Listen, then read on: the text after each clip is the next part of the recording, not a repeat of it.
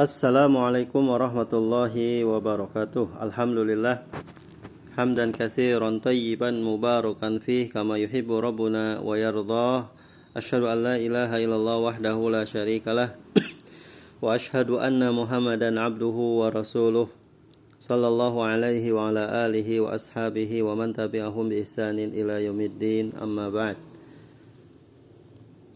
Kaifa halukum ya ikhwah, para santri santriwati kelas 10. Semoga antum semuanya diberikan kesehatan oleh Allah Subhanahu wa taala dan diberikan kemudahan dalam segala urusan. Pada perjumpaan kita di minggu yang lalu, pertemuan kita yang ke-8, kita sudah menyelesaikan pembagian ahkam wad'iyah yang pertama, yaitu as-sahih sampai kepada wala yakunu, contoh ya, wala yakunu asyai'u sahihan illa bitamami syurutihi wa intifai mawanihi fil ibadati wal aqdi. Insyaallah pada pertemuan kita hari ini kita masuk ke pembahasan yang kedua, pembagian dari ahkam al-wad'iyah, yaitu al-fasid. Kita mulai. Bismillahirrahmanirrahim. Qala al-muallif rahimahullahu ta'ala, wal fasidu lughatan adz-dzahibu dhaya'an wa khusran, wa istilahan ma la tatarattabu atharu fi'lihi 'alaihi ibadatan kana am aqdan. Fal fasidu minal ibadati ma la tabra'u bihi dhimmatu wa la yasqutu bihi talabu kas salati qabla waqtiha. Wal fasidu minal uqudi ma la tatarattabu atharuhu 'alaihi ka bai'il majhuli. Muallif menyebutkan wal fasid secara bahasa adalah adz-dzahibu dhaya'an wa khusran, yang hilang karena sia-sia, karena cuma-cuma atau karena kerugian. Sedangkan secara istilah adalah apa-apa yang tidak mengakibatkan pengaruh dari apa yang dikerjakannya, tidak memberikan pengaruh kepada apa yang dikerjakannya, baik dalam bentuk ibadah maupun dalam bentuk akad. Fal fasidu minal ibadat, dan fasid dari ibadah adalah ma la tabra bihi dhimmah, apa yang tidak melepaskan tanggung jawab, apa yang tidak bisa melepaskan beban,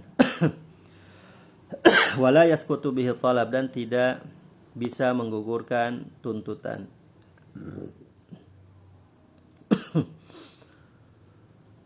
Kas salati qabla waqtiha, seperti salat sebelum waktunya. Wal fasidu minal uqud, sedangkan fasid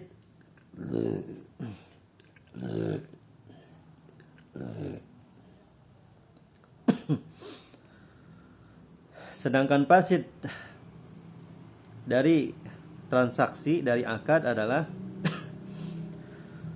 ma la tatarattabu atharu alaihi, apa-apa yang tidak berakibat atasnya, tidak memberikan pengaruh padanya. Seperti jual beli yang tidak diketahui. Baik. Apa yang dimaksud dari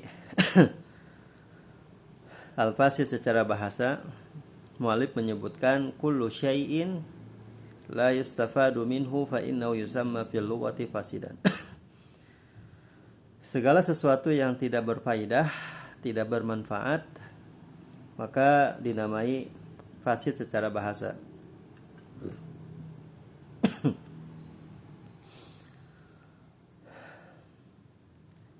Dicontohkan seperti telur yang ada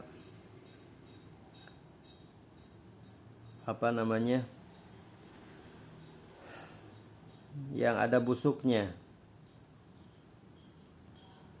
telur yang tidak tenggelam kalau dites ya. Karena kalau mengetes telur itu, kalau yang tenggelam berarti masih bagus. Nah, kalau yang sudah mengambang berarti dia busuk. Maka itu tidak bermanfaat. Begitu pula makanan yang sudah berubah rasa dan warnanya, maka makanan tersebut rusak, tidak bisa dimanfaatkan. Maka itu sia-sia saja dan rugi ya bagi kita untuk mengonsumsinya. Maka itu yang dimaksudkan apa? Adzahibu dayaan wa khusran. Sesuatu yang rusak itu adalah sesuatu yang dia hilang karena cuma-cuma, karena sia-sia, dan juga karena rugi. Kemudian secara istilah fasid itu apa? Ma la tatarattabu atharu alaihi atau atharu fi'lihi alaihi ibadatan kana am aqdan. Yaitu apa-apa yang tidak berakibat apa yang dilakukannya, tidak berpengaruh dari yang dilakukannya, baik dalam bentuk ibadah maupun dalam bentuk akad. Maka segala apapun yang dilakukan dan segala apapun yang tidak berakibat apa yang dilakukan, maka ini adalah rusak, fasid. Sekarang kita bandingkan, apabila Anda salat dan salatnya Anda berakibat, berpengaruh kepada apa yang Anda lakukan, maka ibadah Anda sahih, salat Anda sahih. Berarti Anda telah membebaskan beban, telah melepaskan tanggung jawab jikalau itu adalah sesuatu yang wajib, dan Anda telah menggugurkan tuntutan jikalau itu adalah yang berkaitan bukan dengan yang wajib, bukan dengan yang fardu. Jikalau yang fardu berarti dia bariat dhimmah. Sebagaimana kita melaksanakan salat subuh, dikatakan sah salat subuhnya apabila sempurna syaratnya, sempurna yang wajibnya dan rukunnya, maka salat ini adalah sahih. Berarti dia telah membebaskan dhimmah, tanggung jawab, dan tidak ada yang menghalangi dari ketidakabsahannya, ketidaksahihannya. Nah, kemudian yang fasid dari ibadah tadi kita katakan malat tabra bihimmah, tidak bisa melepaskan atau tidak mampu melepaskan ya azimah, beban. Ini berkaitan dengan apa? Yang wajib. Wala yasqutu bi talab, dan juga yang tidak menggugurkan at-talab, ini berkaitan dengan al-mustahabbat, yang berkaitan dengan yang sunnah.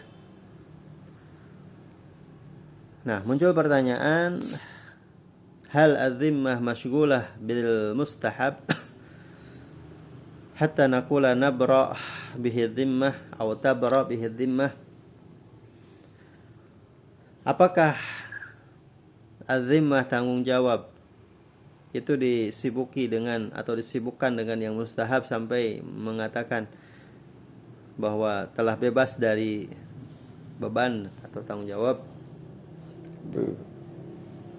Jawabannya adalah tidak. Tidak disibukkan dengan mustahab kalau yang berkaitan dengan zimmah, karena setiap orang pasti dituntut dengannya. Maka yang lebih tepat adalah saqata at-talab, menggugurkan talab, menggugurkan tuntutan, ya, bukan melepaskan apa? Az-zimmah. Contohnya apa? As-salatu qabla waqtiha, salat yang dia lakukan sebelum waktunya. Maka ini adalah fasid, dan dia tidak melepaskan atau belum melepaskan dhimmah, belum melepaskan apa? Dhimmah, tanggung jawab. Walaupun dia orang dikatakan dia jahil. Ya, kalau dia dikatakan apa? Sekalipun dia jahil. Kita ibaratkan sebagai Contoh ya, ada orang yang dia mendengar adzan duhur, bukan mungkin mendengar di masjid langsung, tapi mungkin di dalam mobil, misalkan di radio gitu ya.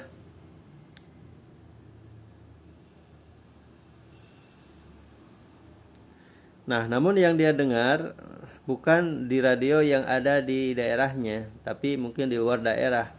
Mungkin dia dengar radio adan yang ada di dalam radio itu di luar daerah dia. Nah, kemudian bagaimana hukum salatnya ketika dia mendengar radio yang di situ dikumandangkan adzan, namun bukan di daerah sekitarnya, tapi di luar daerah sekitarnya. Bisa jadi perbedaan waktu berapa menit atau beberapa jam ya. Bagaimana dia sholatnya? Sholatnya adalah tidak sah gitu ya. Dilihat dari sisi bara'ah adzimahnya, melepaskan bebannya, belum dikatakan sah. Namun kalau dilihat dari sisi pahala, apakah diberi pahala dari apa yang dia lakukan? Maka dia diberikan pahala tanpa diragukan lagi ya. Namun belum melepaskan beban.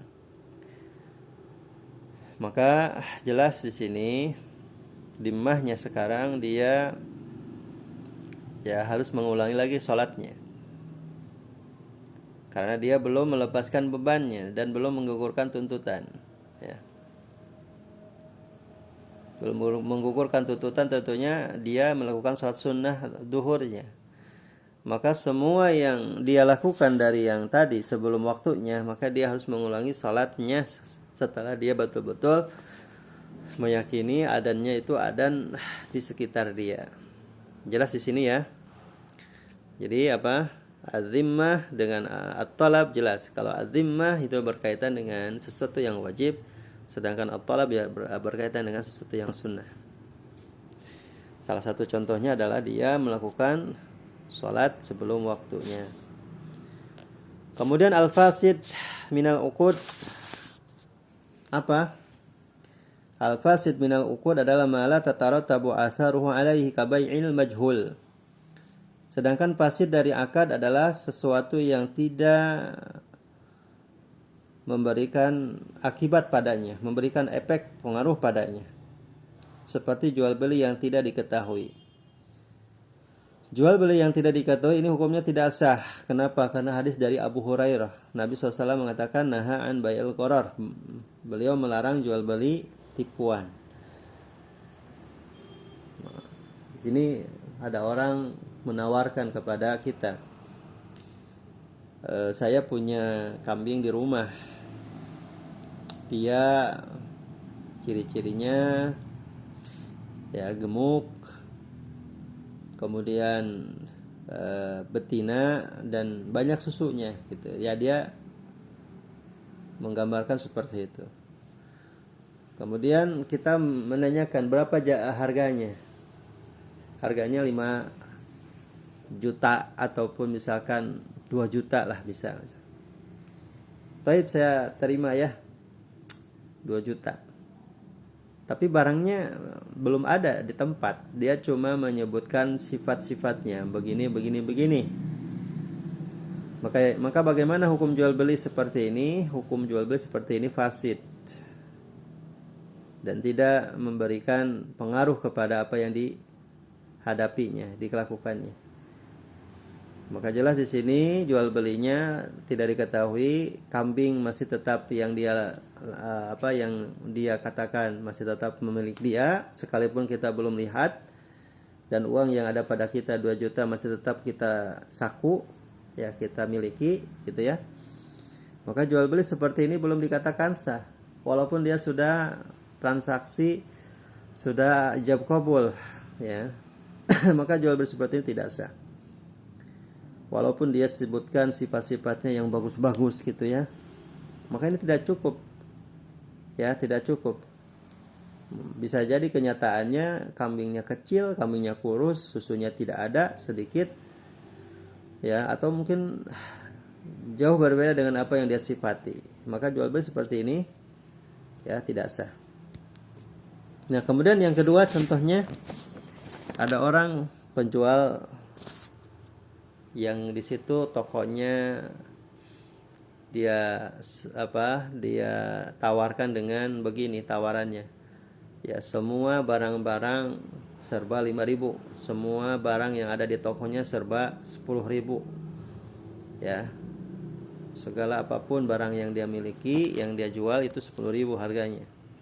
Nah, maka bagaimana hukum jual beli seperti ini?